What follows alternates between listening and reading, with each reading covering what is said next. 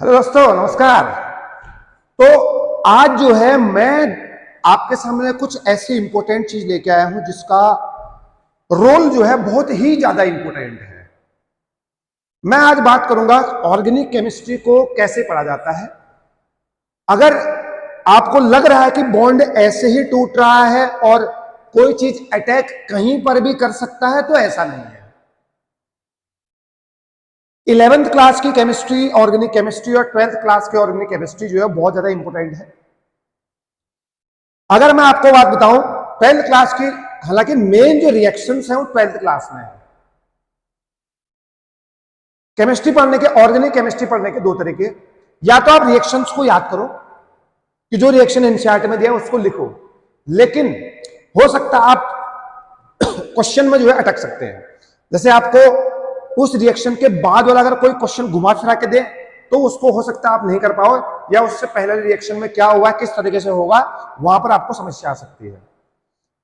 जो मैं आपको यहां पर ऑर्गेनिक केमिस्ट्री बताऊंगा और जो कि इसी तरीके से बतानी चाहिए, मैं आपको बता रहा हूं एक्चुअली में ऑर्गेनिक केमिस्ट्री को कैसे पढ़ा जाता है। आपका एक भी डाउट नहीं होगा, एक भी डाउट नहीं होगा।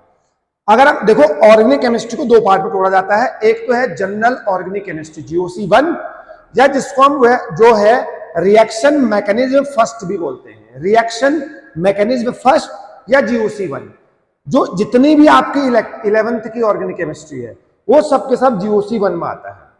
फिर हम बात करेंगे GOC2 की, जनरल ऑर्गेनिक केमिस्ट्री सेकंड।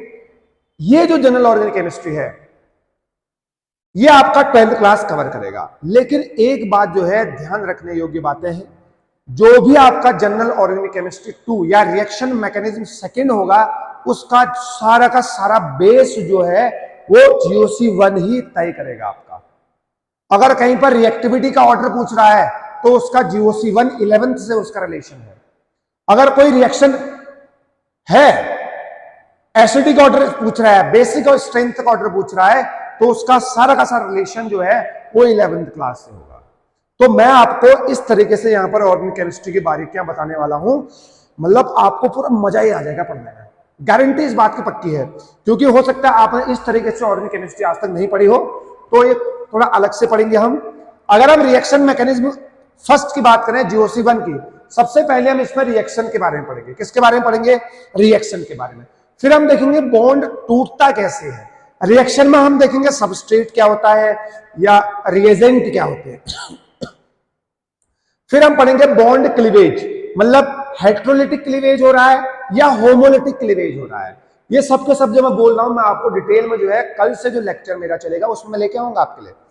उसके बाद हम पढ़ेंगे अटैकिंग रिएजेंट। जैसे आपने देखा होगा इलेक्ट्रोफाइल है या न्यूक्लियोफाइल है, ये हमारे अटैकिंग रिएजेंट है। ठीक। उसके बाद रिएक्शन इंटरमीडिएट, जैसे कार्बोकैटाइन, ठीक है, वो इस रिएक्शन इंटरमीडिएट का मतलब है रिएक्टेंट और प्रोडक्ट के बीच में जो भी मैकेनिज्म हो रही है, जो भी फॉर्मेशन हो रहा है, उसको हम बोलेंगे रिएक्शन इंटरमीडिएट। फिर हम पढ़ेंगे इलेक्ट्रॉनिक इफेक्ट। इतना ज्यादा इंपॉर्टेंट है, अगर आपको इलेक्ट्रॉनिक इफेक्ट नहीं आएगा इसका मतलब आपको GOC2 12th क्लास की केमिस्ट्री भी नहीं आएगी। इसका मतलब यह है वहां पर सिर्फ और सिर्फ जो है आपको रिएक्शन याद करना पड़ेगा। हो सकता है फिर आप अगर कन्वर्जन वाले क्वेश्चन है, कोई एक्सेप्शन वाला आ गया, तो वहां पर जरूर आप फंस जाएंगे। इलेक्ट्रॉनिक इफेक्ट जो है 4 टाइप्स का होता है। एक तो हम पढ़ेंगे सबसे पहले इंडक्टिव इफेक्ट के बारे में। आपने पढ़ा होगा प्लस आई इफेक्ट और माइनस आई इफेक्ट। उसके बाद हम पढ़ेंगे रेजोनेंस। उसके बाद पढ़ेंगे हम हाइपर कंजुगेशन। उसके बाद हम पढ़ेंगे इलेक्ट्रोमैग्नेटिक इफेक्ट। फिर जाके यहां पर जो है आपकी 11th क्लास की जो ऑर्गेनिक केमिस्ट्री है वो जाके खत्म होगी। तो इतना डिटेल में हमने पढ़ना पड़ता है, तभी जाके 11th क्लास की GOC1 जो है जनरल ऑर्गेनिक केमिस्ट्री 1, जो कि आपके 12th क्लास की ऑर्गेनिक केमिस्ट्री उसका बेस है, बहुत ही ज्यादा इंपॉर्टेंट है GOC1।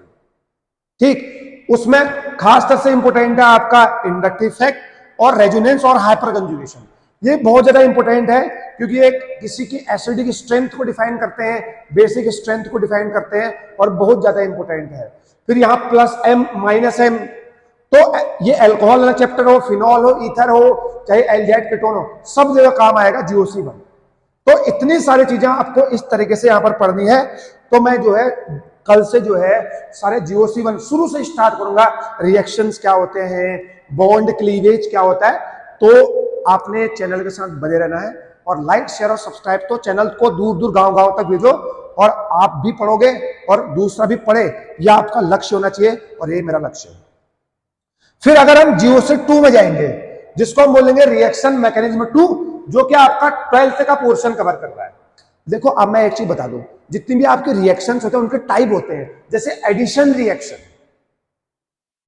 जैसे रीअरेंजमेंट रिएक्शन, कार्बोकैटायन में रीअरेंजमेंट होता है। एल्कीन में जब बॉन्ड टूटेगा तो कार्बोकैटायन बनेगा, फिर उसको हमने रीअरेंजमेंट करना पड़ता है। रीअरेंजमेंट रिएक्शन बहुत शानदार, मैं आपको बताऊंगा, 12th क्लास में काम आती है। फिर addition reaction, 3 types of nucleophilic addition reaction, जिसको बोलते हैं NAR। फिर हम पढ़ते हैं इलेक्ट्रोफिलिक एडिशन रिएक्शन, इसके अंदर 6-7 रिएक्शन के टाइप होते हैं। ऐसे ही न्यूक्लियोफिलिक एडिशन रिएक्शन के अंदर बहुत सारे टाइप होते हैं, ठीक है। इलेक्ट्रोफिलिक एडिशन रिएक्शन एल्कीन्स देते हैं। देखो आपने एल्काइल हैलाइड बनाया एल्कीन से, अगर आपने एल्कीन से एल्काइल हैलाइड बनाया है, जैसे एल्कीन में आपने HCl की रिएक्शन करी तो आपका एल्काइल हैलाइड बना है, तो ये एडिशन रिएक्शन के अंदर है, इलेक्ट्रोफिलिक एडिशन रिएक्शन के अंदर आएगा, ठीक है।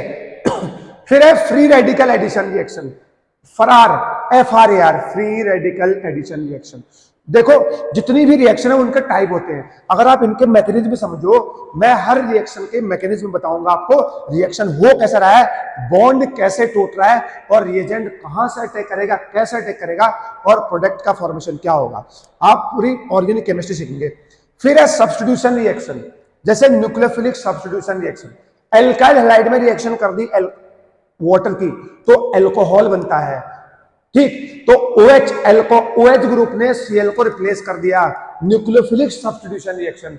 न्यूक्लियोफाइल किसी को सब्स्टिट्यूट कर रहा है, इसको हम बोलेंगे न्यूक्लियोफिलिक सब्स्टिट्यूशन रिएक्शन। फिर है electrophilic substitution reaction, ESR, benzene show करता है, बेंजीन और उसके डेरिवेटिव जो होते हैं वो इलेक्ट्रोफिलिक सब्स्टिट्यूशन रिएक्शन शो करते हैं। जितने बेंजीन के रिएक्शन है बस खत्म, इस तरीके से ऑर्गेनिक केमिस्ट्री पढ़ी जाती है। उसके बाद है फ्री रेडिकल सब्स्टिट्यूशन रिएक्शन, ठीक है, ये एल्काइल हैलाइड शो करते हैं, कौन शो करते हैं, सॉरी एल्केन, कौन शो करते हैं, फ्री रेडिकल सब्स्टिट्यूशन रिएक्शन जो है एल्केन शो करते हैं। आपने पढ़ा होगा मीथेन का क्लोरीनेशन करते हैं, तो ये क्या है, फ्री रेडिकल सब्स्टिट्यूशन रिएक्शन है, समझ में आया।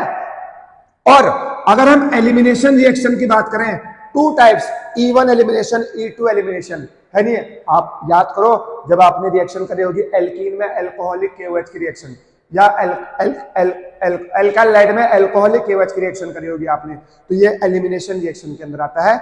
उसके बाद एक छोटा सा पार्ट है आइसोमराइजेशन।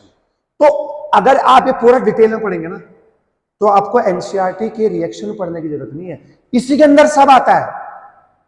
अगर ये पढ़ के आप NCERT पढ़ने निकलोगे तो आपको किसी टीचर की जरूरत नहीं है, आप उसको बिना वैसे सॉल्यूशन कर सकते हैं, क्योंकि सारा का सारा तो इसमें है। अगर SN1 SN2 है, यूनिमोलिकुलर सब्स्टिट्यूशन रिएक्शन, और बाइमोलिकुलर आप पढ़ेंगे एल्काइल हैलाइड में, तो ये है वो न्यूक्लियोफिलिक सब्स्टिट्यूशन रिएक्शन के अंदर आता है, और मतलब सब्स्टिट्यूशन रिएक्शन के अंदर आएगा। तो इस तरीके से जो है ऑर्गेनिक केमिस्ट्री वाकई में इस तरीके से पढ़ी जाती है, तभी आपको ऑर्गेनिक केमिस्ट्री में कभी दिक्कत नहीं होगी। अगर आप GOC1 चल रहे हैं, GOC1 को आप इस तरीके से आप पढ़ेंगे, जिंदगी भर नहीं बोलेंगे GOC1 होता क्या है। मैं आपको हर एक क्वेश्चन कराऊंगा, हर एक टाइप कराऊंगा, बिल्कुल ऐसे आराम से चलेंगे, क्योंकि हर बच्चे को समझ में आना चाहिए, चाहे ऑफलाइन का बच्चा हो चाहे ऑनलाइन का बच्चा हो। फिर हम आएंगे GOC2 में। GOC2 खत्म करने के बाद हम NCERT पकड़िए, हर रिएक्शन मान, अरे ये भी पढ़ दिया, ये भी पढ़ दिया, ये भी पढ़ दिया, ये भी पढ़ दिया, सिंपल। जितने भी एल्कीन है सारे के सारे कौन से रिएक्शन देंगे, इलेक्ट्रोफिलिक एडिशन रिएक्शन, सारे के सारे टाइप पढ़ लेंगे हम यहाँ पे। जितने भी कार्बोनिल कंपाउंड है न्यूक्लियोफिलिक एडिशन रिएक्शन देंगे, जैसे एल्डिहाइड और कीटोन की रिएक्शन KCN के साथ कर दो या किसी के साथ भी कर दो, ठीक है, तो आपका एडिशन रिएक्शन है न्यूक्लियोफिलिक एडिशन रिएक्शन। तो इस तरीके से जो है ऑर्गेनिक केमिस्ट्री पढ़ी जाती है। अगर आप इस तरीके से इतनी बारीकी से पढ़ेंगे तो आप ऑर्गेनिक केमिस्ट्री से दूर नहीं भागेंगे, नहीं आपको ऑर्गेनिक केमिस्ट्री से डरने की जरूरत है, नहीं आपको रिएक्शन को रटने की जरूरत है।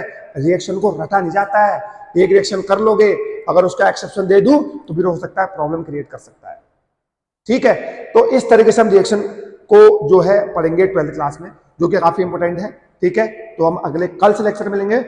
लाइक शेयर एंड सब्सक्राइब जरूर करना है। आप भी सीखो और दूसरों को भी सिखाओ, इस मकसद से आप पढ़ाई करो।